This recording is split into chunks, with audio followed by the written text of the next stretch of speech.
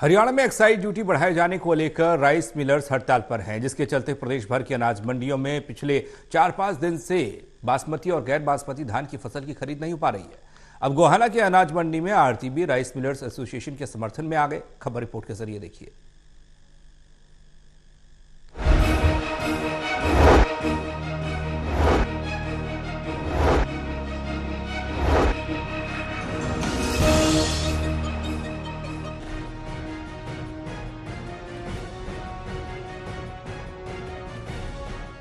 हरियाणा में excise duty बढ़ाए जाने को लेकर राइस मिलर्स हड़ताल पर हैं, जिसके चलते प्रदेश भर के अनाज मंडियों में पिछले 4-5 दिन से बासमती और गैर बासमती धान की फसलों की खरीद नहीं हो रही है। वहीं अब गोहाना के अनाज मंडी में आढ़ती भी राइस मिलर्स एसोसिएशन के समर्थन में आ गए हैं। आढ़तियों का कहना है कि जब तक सरकार राइस मिलर्स की मांगों को नहीं मानती है, वो भी मंडी में हड़ताल रखेंगे और मंडी में खरीद नहीं करेंगे। अनाज मंडी में अब आढ़तियों के भी हड़ताल के ऐलान के बाद किसानों और मंडी में काम करने वाले मजदूरों की चिंता को बढ़ा दिया है। मंडी में हड़ताल होने से अब किसानों को अपनी फसल बेचने के लिए और परेशानी का सामना करना होगा। ऊपर से मंडी में काम करने वाले मजदूरों की भी परेशानी बढ़ गई है। अब मजदूरों के पास मंडी में काम नहीं होने से वो घर बैठने के लिए मजबूर हो गए हैं। देखो जी, किसान का भी, मजदूर का भी, आढ़ती का भी बिल्कुल बर्बादी का है। ये किसान का होगा तो बाजार में कुछ रौनक होगी।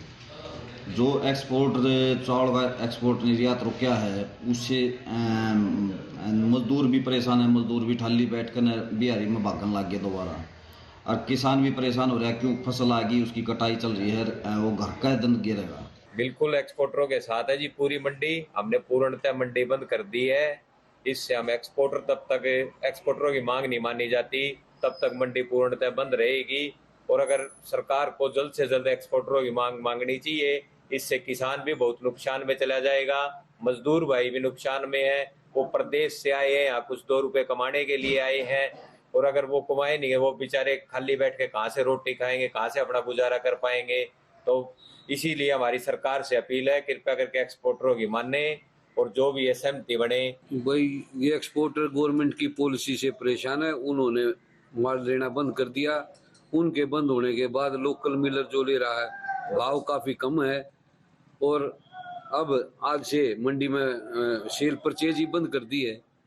हमारे प्रधान का आदेश है और दूसरी मंडियों का प्रभाव के कारण हमने मंडी बंद करी है। वहीं अनाज मंडी में अपनी फसल बेचने आए किसानों ने बताया कि अनाज मंडी में पिछले 4-5 दिनों से काम नहीं हो रहा है। राइस मिलर्स उनकी फसलों को नहीं खरीद रहा है, जिससे उन्हें परेशानी हो रही है। जल्द अगर सरकार व राइस मिलर्स में कोई सहमति नहीं बनी तो किसान बर्बादी की कगार पर पहुंच जाएगा।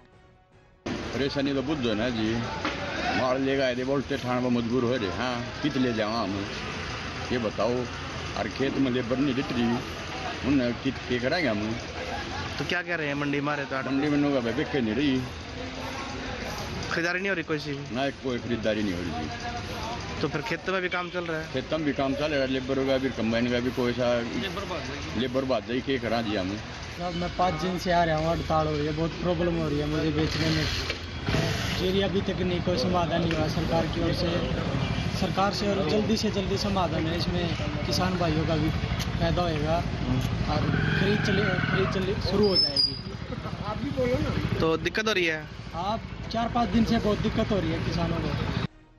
अनाज मंडी बंद होने से अब मंडी में अपनी फसल लेकर किसान नहीं पहुंच रहे हैं और जो किसान पिछले 4-5 दिन से अपनी फसल लेकर मंडी पहुंचे हैं, वो अपनी फसल बिकने का इंतजार कर रहे हैं।